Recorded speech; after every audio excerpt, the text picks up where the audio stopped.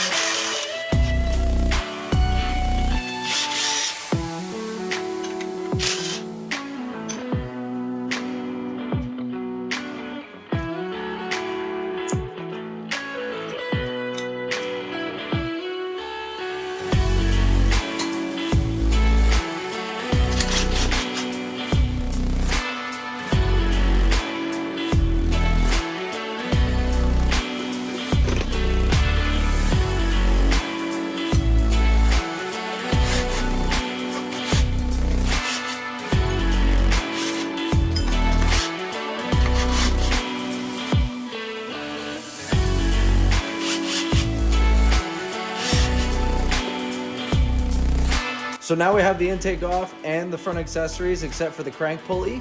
So now I'm going to work on getting this wiring harness off all the fuel injectors. Then I can work on getting some of these rubber hoses off. Then we'll get the valve covers off.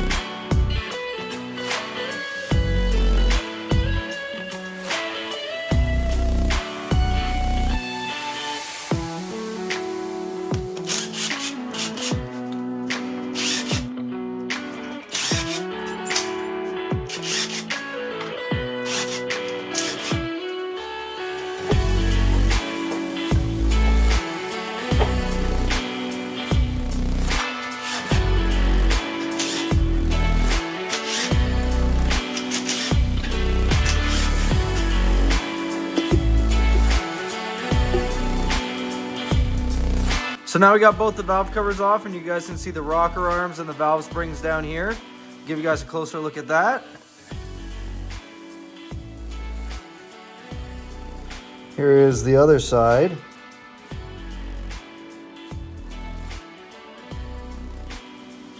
So I actually am going to end the video off here. I'm going to split this engine rebuild into a few part video over the next few months. Thank you guys for watching, and I'll catch you in the next one.